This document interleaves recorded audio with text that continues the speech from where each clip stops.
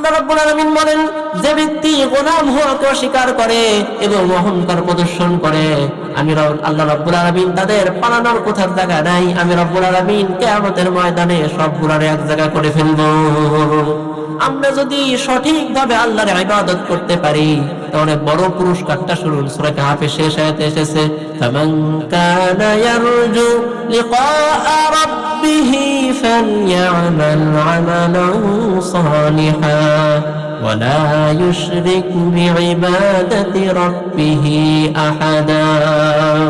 আল্লাহ রাব্বুল আলামিন বলেন, যে ব্যক্তি নেক কাজ করবে, ভালো ভালো কাজ করবে, ভালো ভালো আমল করবে, আমি রব্বুল আলামিন সেই ব্যক্তির সঙ্গে তার দিদার নসিব করায়া দেব। ইবাদত যদি আমরা করতে পারি তাহলে আল্লাহর সঙ্গে আমাদের দিদার নসিব হয়ে যাবে। এখন ইবাদতটা কতদিন করব, কতদিন যাবত আল্লাহর গোলামিতে আমরা থাকবো? আল্লাহ রাব্বুল আলামিন এই প্রশ্নের জবাবে সূরা হিজরের শেষ আয়াতের মধ্যে আল্লাহ রাব্বুল আলামিন এই প্রশ্নের জবাব দিয়েছেন, ওয়া'বুদ রাব্বাকা হাত্তা ইয়াতিয়াকাল ইয়াকিন। মৃত্যু পর্যন্ত রবের ইবাদত করো। শয়তান যখন গোমরাহ হয়ে গেল তখন আল্লাহ রাব্বুল আলামিনের কাছে বলেছেন, আল্লাহ, যে আদম সন্তানের কারণে আমি গোমরাহ হয়ে গেলাম সে আদম সন্তানকে আমি জাহান্নামে পৌঁছাই ছাড়বো। আল্লাহ তাআলা তখন বলেছেন, আমার বান্দা যদি তওবা করে তাহলে আমি আল্লাহ মাফ করে দেব। সুবহানাল্লাহ বলবেন না ভাইরা? আল্লাহ রাব্বুল আলামিন তিনি চান বান্দা তওবা করুক আর আমি ক্ষমা করে দিই। দেখেন, পৃথিবীতে কোনো পিতা এমন নাই যে আমার সন্তান অপরাধ করছে বলে না আয় মাফ করে দেব, কিন্তু মনে মনে চায় ও যদি মাফ করে দেয়, মাফ চায় মাফ করে দিতাম, কিন্তু মনের মধ্যে আশা থাকলো বলে না আয় তোরে মাফ করে দেব। কিন্তু আল্লাহ রাব্বুল আলামিন এমন এক মহান সত্তা যে আল্লাহ রাব্বুল আলামিন তিনি মানুষকে ডাকেন আর বলেন, কে আছো গুনাহ করছো, আমার কাছে যাও, আমার কাছে ক্ষমা প্রার্থনা করো, আমি মাফ করে দেব। সুবহানাল্লাহ। হাদিস শরীফে এসেছে আল্লাহ রাব্বুল আলামিন শেষ রজনীতে তিনি প্রথম আকাশে আসেন আর বলেন, কে আছো গুনাহগার, আমার কাছে চাও, আমি মাফ করে দেব। কে আছো জিনাকার, কে আছো বেনামাজি, মৃত্যু, চোর, যে যতই বড় গুনাহ করুক না কেন, বান্দারা আমার কাছে চাও, আমার কাছে ক্ষমা প্রার্থনা করো, তাহলে আমি আল্লাহ রাব্বুল আলামিন তোমাদেরকে মাফ করে দেব।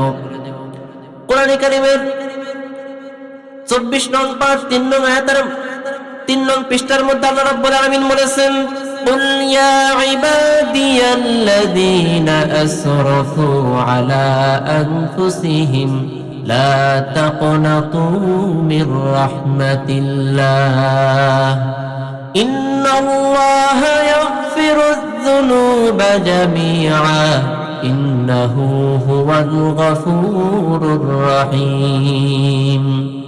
আল্লাহ পাক বলেন, হে নবী আপনি বলুন, হে আমার ওই সকল বান্দারা, তোমরা যারা নিজেদের নফসের প্রতি জুলুম করেছো, অত্যাচার করেছো, শুনে রাখো আমার রহমত থেকে নিরাশ হয়ে যেও না। নিঃসন্দেহে আমি আল্লাহ রাব্বুল আলামিন সকলের গুনাহ ক্ষমা করে দেব।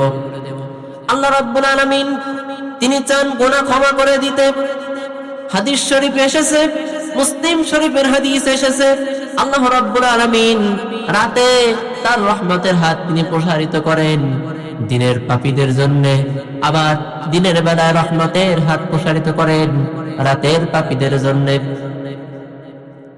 ভাইরা আমার, আল্লাহ রাব্বুল আলামিন তিনি তার হাবিবকে বলেছেন, ইয়া আইয়ুহাল মুযাম্মিলু কুমিল লাইলা ইল্লা ক্বালিলা নিসফাহু আও ইনকুস মিনহু ক্বালিলা। হে চাদর আচ্ছাদিত ব্যক্তি, আপনি রাত্রিকালে সালাতে দণ্ডায়মান হন এবং রাত্রিকালে আপনি আল্লাহর কাছে ক্ষমা প্রার্থনা করুন। ভাইরা আমার, যে যত বড়ই পাপ করুক না কেন, বান্দা যদি তওবা চায় আল্লাহর কাছে, সে যদি কাকুতি মিনতি করে ফিরে আসে, তাহলে আল্লাহ রাব্বুল আলামিন তাকে মাফ করে দিবেন। আল্লাহ রাব্বুল আলামিন তিনি পরিষ্কার ভাবে বলেছেন, ওয়া মান ইয়া'মাল সুআন আও ইয়াযলিম নাফসাহু সুম্মা ইয়াস্তাগফিরিল্লাহা ইয়াজিদিল্লাহা গফুরার রহিমা। রাব্বুল আলামিন বলেন, যে ব্যক্তি পাপ করলো, অন্যায় কাজ করলো, অথবা নিজের প্রতি নিজে জুলুম করে বসলো, এরপরে সে যদি আল্লাহর কাছে ক্ষমা চায়, আল্লাহর কাছে কাকুতি মিনতি করে সে যদি তওবা করে, তাহলে আল্লাহ রাব্বুল আলামিনকে সে গফুরুর রহিম হিসেবে পেয়ে যাবে। ভাইরা আমার, হাদিস শরীফে এসেছে আল্লাহ রাব্বুল আলামিন তার দয়াকে তিনি 100 ভাগ করেছেন, আর একটা ভাগ তিনি পৃথিবীর সমস্ত সৃষ্টিগুলো ছড়িয়ে দিয়েছেন, আর 99 ভাগ রেখেছেন আল্লাহ তার নিজের কাছে। খুব ভালো করে লক্ষ্য করেন, আল্লাহ রাব্বুল আলামিন তার দয়াটাকে তিনি 100 ভাগ করেছেন, 99 ভাগ নিজের কাছে রেখেছেন, আর 1 ভাগ তাম সৃষ্টিগুলো ছড়িয়ে দিয়েছেন। ওই 1 ভাগের কারণে সন্তান মায়ের জন্য জীবন দিতে রাজি হয়ে যায়, মা সন্তানের জন্য জীবন দিতে রাজি হয়ে যায়, পীরের ভক্তরা পীরের জন্য জীবন দিতে রাজি হয়ে যায়। মাত্র 1টি ভাগের কারণেই ভালোবাসা দয়ার যদি এত তীব্রতা হয়, তাহলে এই দয়ার 99 ভাগ যে আল্লাহ রাব্বুল আলামিন নিজের কাছে রেখে দিয়েছেন, আল্লাহর প্রতি তার বান্দার ভালোবাসা কতখানি। ভাইরা আমার, এই জন্য আল্লাহ কেন দয়াবান, আল্লাহ কেমন দয়ালু, আল্লাহ কেমন রহমানুর রহিম, একটু ভালো করে লক্ষ্য করেন। কোন বান্দা যদি অপরাধ করে, পাপ কাজ করে, গুনার কাজ করে, গুনার কাজটা করে, এখনো করে নাই, করার নিয়ত করেছে, করার নিয়তের কারণে তার লেখা হবে না। গুনাহটা যখন করা হয়ে যাবে, যতটুকু গুনাহ সে করেছে শুধু ততটুকুই লেখা হবে। আর বান্দা যদি নেকির কাজ করে, বান্দা যদি নেকির কাজ করে, আল্লাহ রাব্বুল আলামিন বলেছেন, মান জাআ বিল হাসানাতি ফালাহু আশরু আমসালিহা ওয়া মান জাআ বিস সাইয়্যাতি ফালা ইউজজা ইল্লা মিসলাহা ওয়া হুম লা ইউযলামুন। রাব্বুল আলামিন বলেন, যে ব্যক্তি কোনো পাপ কাজ করলো, তাহলে যতটুকুই গুনাহ সে করলো ততটুকুই লেখা হয়। আর যখন কোনো ভালো কাজ করে, নেকির কাজ করার নিয়ত করছে, নেকির কাজটা করে নাই, শুধু নিয়ত করেছে, নিয়তের কারণে একটা নেকি লেখা হয়। আর যখন ওই কাজটা, যখন ভালো কাজটা যখন করে ফেলে, তখন আল্লাহ রাব্বুল আলামিন একটার বদলে 10 গুণ বেশি নেকি লিখে দেন।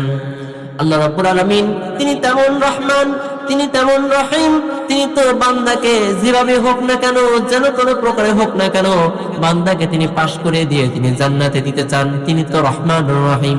ভাইরা আমার, সেই জন্যই আল্লাহ রাব্বুল আলামিন আরেক জায়গায় বলেছেন, ওয়া ইন্নী লাগাফফারুল লিমান তাবা ওয়া আমানা ওয়া আমিলা সালিহান সুম্মা তাদা। নিঃসন্দেহে আমি ক্ষমাশীল ওই সব বান্দাদের জন্য যে ব্যক্তি তওবা করে এবং ঈমান আনে এবং হেদায়েতের উপরে, সঠিক পথের উপরে সে যদি টিকে থাকে, তাহলে সে আমি আল্লাহকে ক্ষমাশীল হিসেবে সে পেয়ে যাবে। ভাই, আল্লাহ রাব্বুল আলামিন তিনি তো চান বান্দা তওবা করুক আর আমি মাফ করে দিই। এই ভুল এটা শুরু হয়েছে আমাদের আদি পিতার থেকে।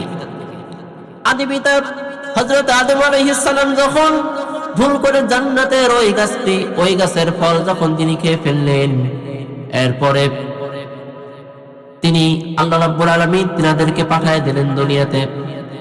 একজন শ্রীলঙ্কায় আরেকজন জিদ্দা এলেন, আল্লাহর কাছে কাকুতি মিনতি করে তিনারা দোয়া করলেন, ক্ষমা চাইলেন আল্লাহর দরবারে।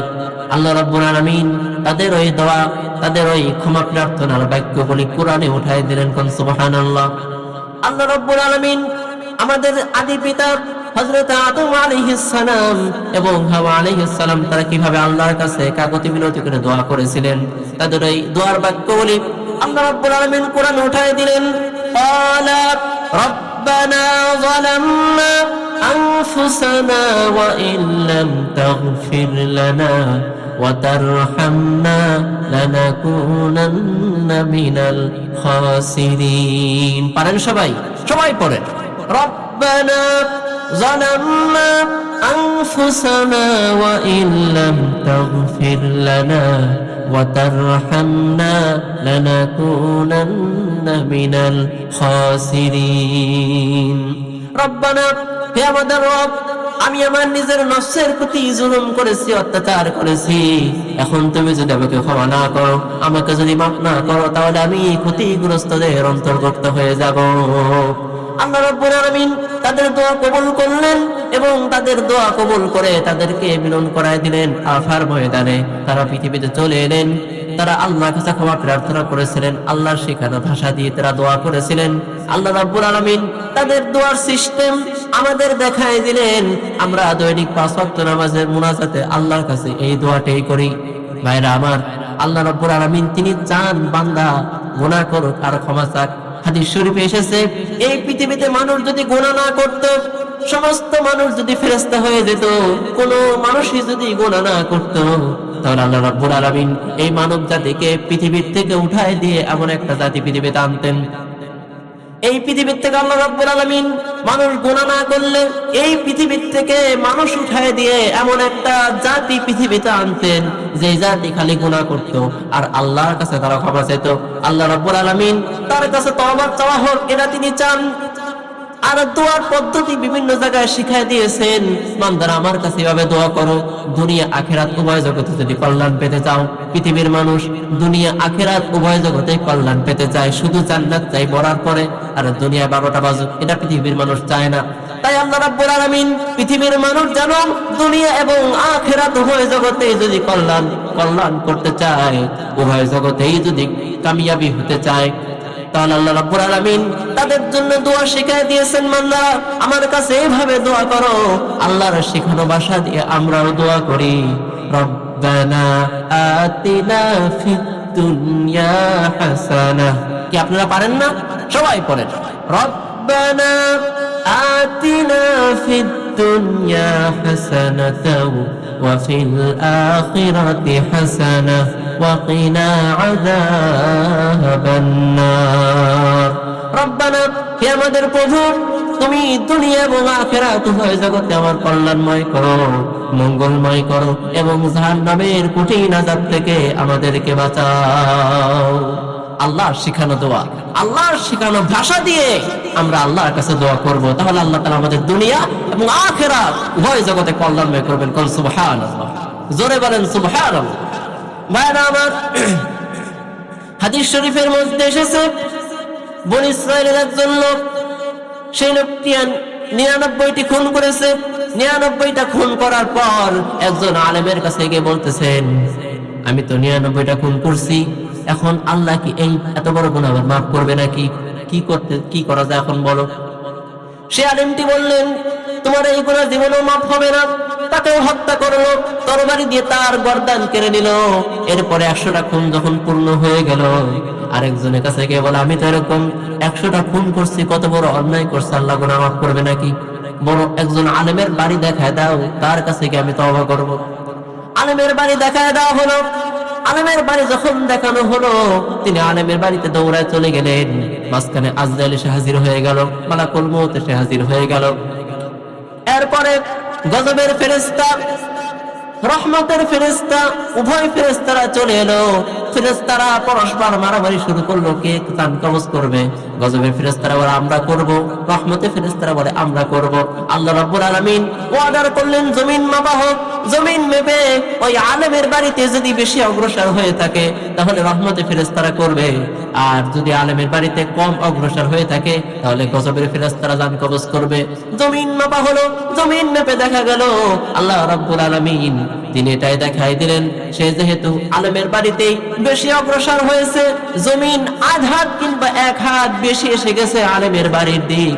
আল্লাহ রাব্বুল আলামিন ওয়াদা করলেন, যেহেতু আলেমের বাড়ির দিক জমি 1 বিঘত বা 1 হাত বেশি এসে গেছে, সুতরাং এবার গজবের ফেরেশতারা জান কবজ করবে না, রহমতের ফেরেশতারাই তার জানটা কবজ করবে।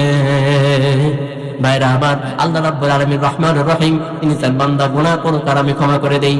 আল্লাহ রাব্বুল আলামিন কোন বান্দা যদি গুনাহ করে আর আল্লাহর কাছে ক্ষমা চায়, আর আল্লাহ যদি তার তওবাটি কবুল করেই থাকেন, তাহলে আল্লাহ রাব্বুল আলামিন শুধু কবুল করেই ক্ষান্ত থাকেন না, আরো বোনাস কি দেন শুনেন। কথা বুঝতেছেন আপনারা? কোন বান্দা যদি আল্লাহর কাছে ক্ষমা চায়, আল্লাহ ক্ষমা করে দেন, শুধু ক্ষমা করেই ক্ষান্ত রাখেন না, আরো কি করেন? আল্লাহর ভাষায় শুনুন। কার ভাষায়? আল্লাহর ভাষায় শুনুন। আল্লাহ রাব্বুল আলামিন বলেন ইল্লা মান তাবা ওয়া আমানা ওয়া আমিলা আমালান সালিহান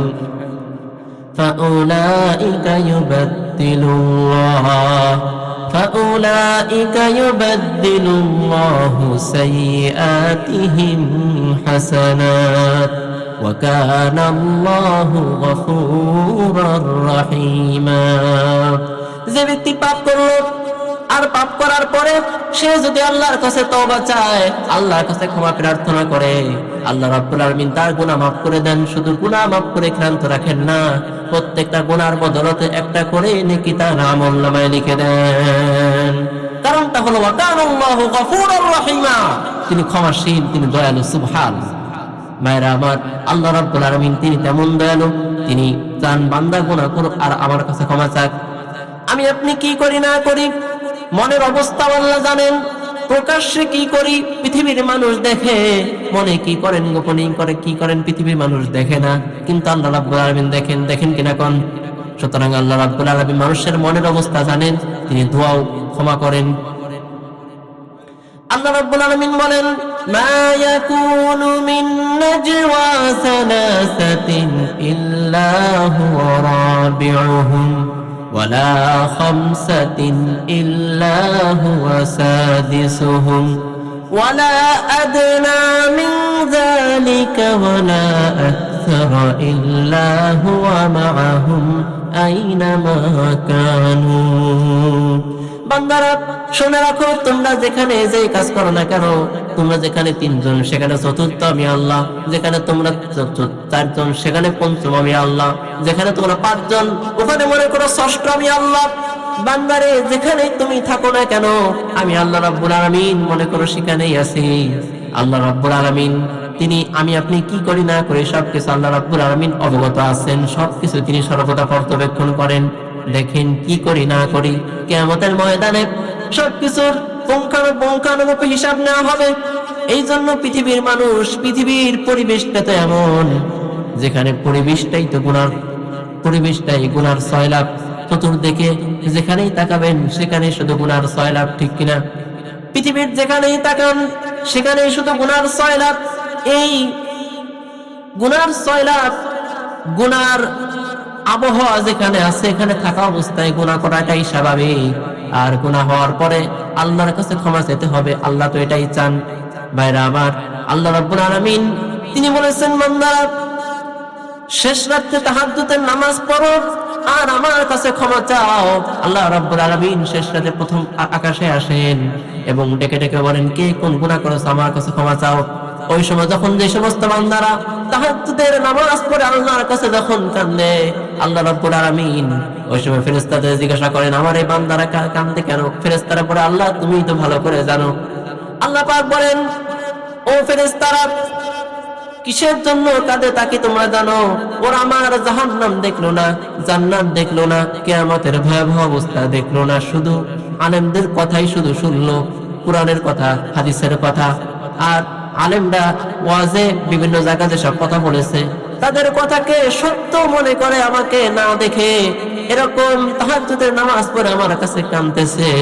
ফেরেশতারা তোমরা সাক্ষী থেকে যাও আমার ওই ক্রন্দনরত বান্দাগুলোকে আমি আল্লাহ মাফ করে দিলাম। ভাইরা আমার, আল্লাহ পাক এই সমস্ত তাহাজ্জুদ গুজার ব্যক্তিদের সম্পর্কে কোরআনে উল্লেখ করেছেন তাতাজাফা জুনুবুহুম আনিল মাদাজি'i ইয়াদউনা রাব্বাহুম খাওফান ওয়া তামাআ ওয়া মিম্মা রাযাকনাহুম ইউনফিকুন।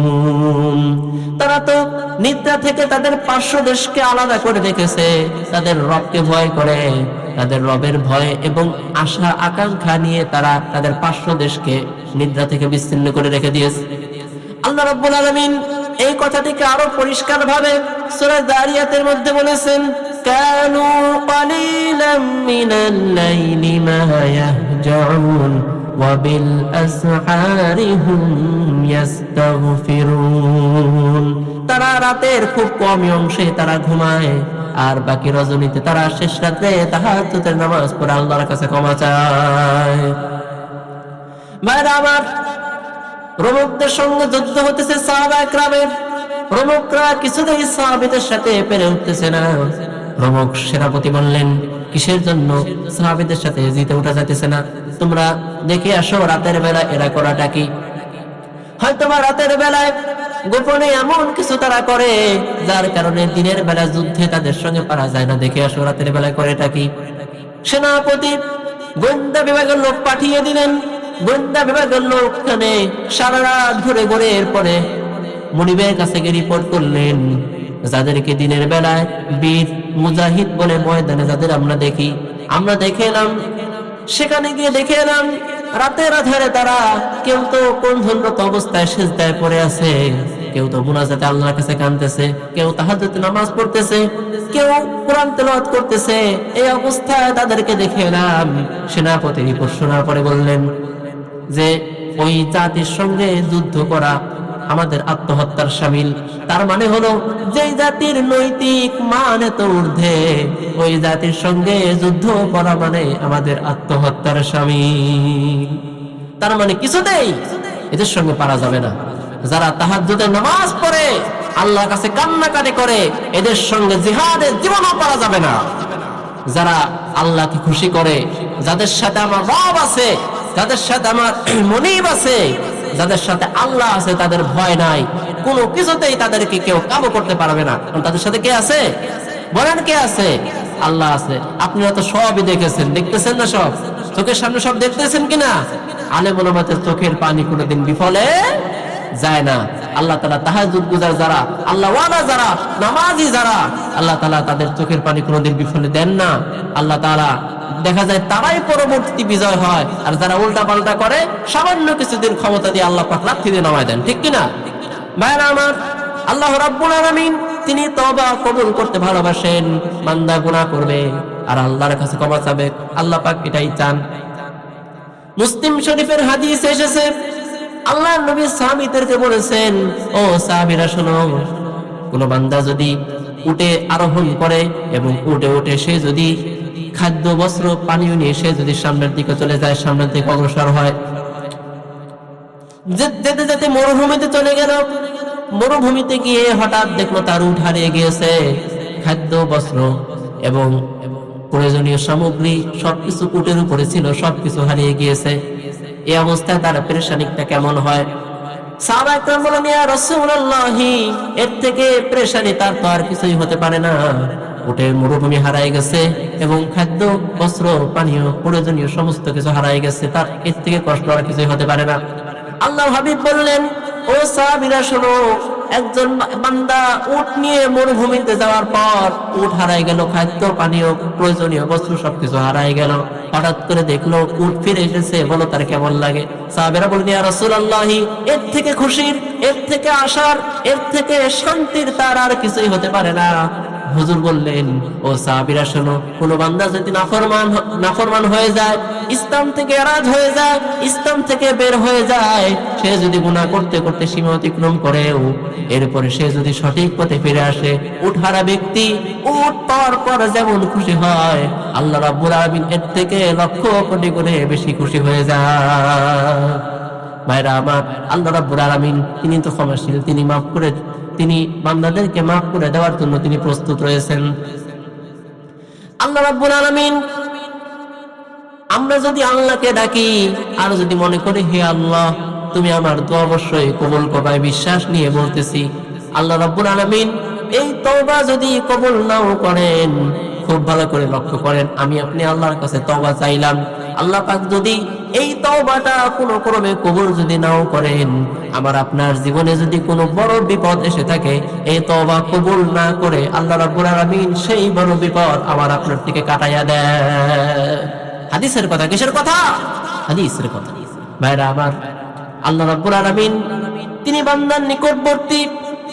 বিশ্বাস হয় আল্লাহ যে নিকটবর্তী? কোন জায়গায় আছে আল্লাহ? আল্লাহ কোন জায়গায় আছে? এই প্রশ্নের উত্তর অনেক হতে পারে, তবে এই প্রশ্নের অনেক উত্তর হতে পারে। এর মূল সমাধান হচ্ছে এই যে আল্লাহ তাআলা সব জায়গায় আছে। আল্লাহ তাআলা সব জায়গায় আছেন, কিন্তু আল্লাহ তাআলা তার আরশে আজিমে থেকে তিনি সবকিছু নিয়ন্ত্রণ করেন। আল্লাহ পাকের শান, আল্লাহ পাক যে বাদশাহ, সেই বাদশাহিত্ব করেন তিনি সেখানে বসে, আরশে আজিমে বসে। তো আল্লাহ তাআলা একটা আয়াতে বলেছেন যে ওয়া ইযা সাআলাকা ইবাদি আন্নী ফাইন্নী করিব, আমার বান্দার আমার সম্পর্কে আপনার কাছে জিজ্ঞাসা করে হুজুর আমি তো বান্দার নিকটবর্তী। দেখেন কোরআনে কারিমে বিভিন্ন জায়গায় বলা হয়েছে যে আপনাকে রূহ সম্পর্কে জিজ্ঞাসা করা হয়, আপনি বলুন। একটু ব্যাখ্যা করে বলে বুঝতে পারবেন। যেমন হুজুরকে সাহাবায়ে হুজুরকে কাফেররা জিজ্ঞাসা করলেন, হুজুরকে কাফেররা জিজ্ঞাসা করলো ওয়ায়াসআলুনাকা আনির রূহ কুলির রূহু মিন আমরি রাব্বি, আপনাকে রূহ সম্পর্কে জিজ্ঞাসা করা হয়, আপনি বলুন রূহ হলো আমার একটি ওয়ার্ডার, আমার একটি হুকুম।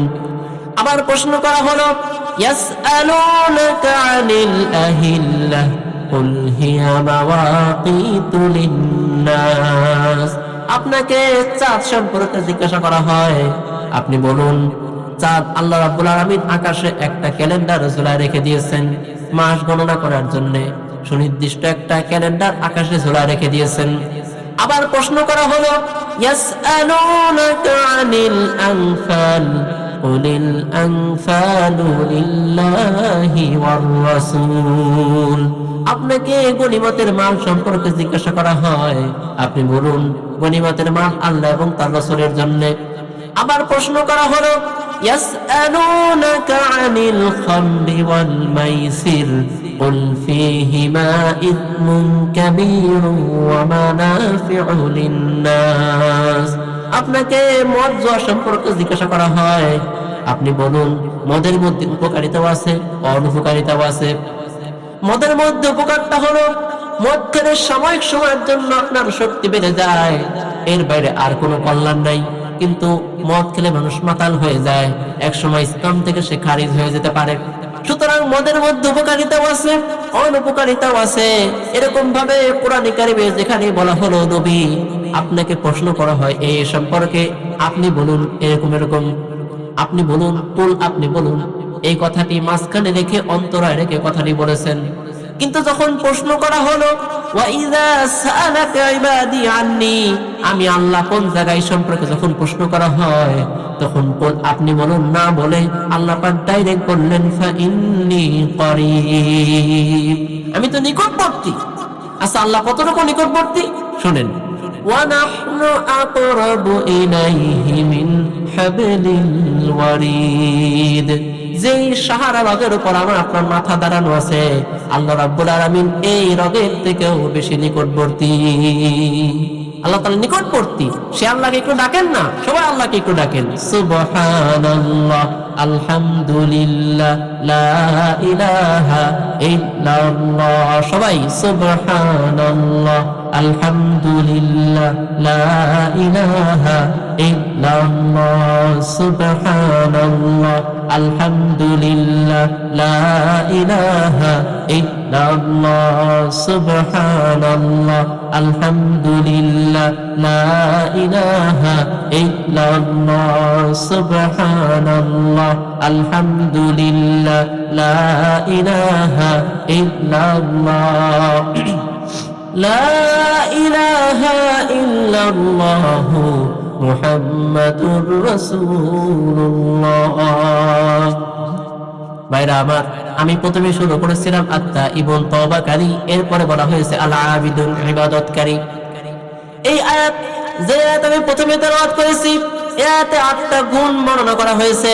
এই 8টা গুণ যদি অর্জন করতে পারে পৃথিবীর মানুষ তাহলে আল্লাহ রাব্বুল আলামিন তাদেরকে জান্নাতের সুসংবাদ দিয়েছেন। আল আবিদুন বলা হয়েছে ইবাদতকারী। আমরা কার ইবাদত করব বলেন? আল্লাহর। আমরা সবাই আল্লাহর গোলাম আর আমাদের মনিব হলেন আল্লাহ। এখন পৃথিবীর কোন মানুষ যদি চিন্তা করে আমি একজন গোলাম, গোলাম হওয়া কেমন দেখা যায়, আমি গোলাম হতে কখনোই পারবো না, আমি গোলাম নই, গোলাম হওয়াকে সে যদি অস্বীকার করে অহংকার প্রদর্শন করে তাদের সম্পর্কে আল্লাহর ভাষায় শুনুন। আল্লাহ পাক বলেন وَمَن يَسْتَنكِفْ عَنْ عِبَادَتِهِ وَيَسْتَكْبِرْ فَسَيَحْشُرُهُمْ إِلَيْهِ جَمِيعًا। আল্লাহ রাব্বুল আলামিন বলেন যে ব্যক্তি গোলাম হওয়াকে অস্বীকার করে এবং অহংকার প্রদর্শন করে আমি আল্লাহ রাব্বুল আলামিন তাদের পালানোর কোথার জায়গা নাই। আমি রাব্বুল আলামিন কিয়ামতের ময়দানে সবগুলোর এক জায়গা করে ফেলবো। আমরা যদি সঠিকভাবে আল্লাহর ইবাদত করতে পারি তাহলে বড় পুরস্কারটা শুনুন, সূরা কাহফের শেষ আয়াতে এসেছে, ফামান কানা ইয়ারজু লিকা রাব্বিহি ফালইআমাল আমালান সালিহা ওয়ালা ইউশরিক বিইবাদাতি রাব্বিহি আহাদা। আল্লাহ রাব্বুল আলামিন বলেন, যে ব্যক্তি নেক কাজ করবে, ভালো ভালো কাজ করবে, ভালো ভালো আমল করবে, আমি রব্বুল আলামিন সেই ব্যক্তির সঙ্গে তার দিদার নসিব করায়া দেব। ইবাদত যদি আমরা করতে পারি তাহলে আল্লাহর সঙ্গে আমাদের দিদার নসিব হয়ে যাবে। এখন ইবাদতটা কতদিন করব, কতদিন যাবত আল্লাহর গোলামিতে আমরা থাকব? আল্লাহ রাব্বুল আলামিন এই প্রশ্নের জবাবে সূরা হিজরের শেষ আয়াতের মধ্যে আল্লাহ রাব্বুল আলামিন এই প্রশ্নের জবাব দিয়েছেন, ওয়া'বুদ রাব্বাকা হাত্তা ইয়াতিয়াকাল ইয়াকিন। মৃত্যু পর্যন্ত রবের ইবাদত করো। ভাইরা আবার আমরা আল্লাহর ইবাদত করি, শুধু আমরাই আল্লাহর ইবাদত করি বিষয়টা এমন নয়। চাঁদ আল্লাহর ইবাদত করে, সূর্য আল্লাহর ইবাদত করে, গাছপালা আল্লাহর ইবাদত করে, সবকিছু আল্লাহ পাকের ইবাদত করে। সূর্য আল্লাহর ইবাদত করে। এই সূর্য প্রত্যেক দিন আমাদের উদিত হওয়ার আগে আল্লাহর দরবারে সিজদায় পড়ে যায় এবং বলে, রব্বুল আলামিন আগামীকাল ওঠার অনুমতি দাও।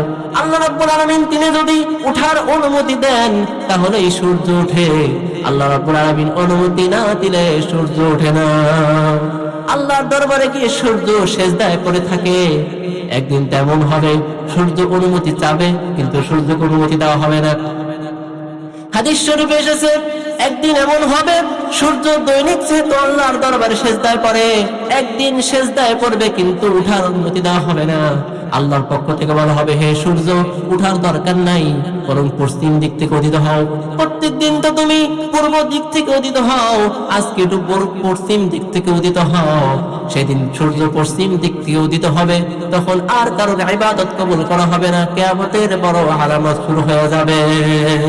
ভাইরা আমার, এখন বলতে পারেন সূর্য কিভাবে আল্লাহর ইবাদত করে, সূর্য কিভাবে সিজদায় পড়ে? সূর্যের তো মাজা নাই, সূর্যের তো কপাল নাই, সূর্যের তো হাত নাই, সূর্যের তো পা নাই, সূর্য কিভাবে আল্লাহ পাকের ইবাদত করে?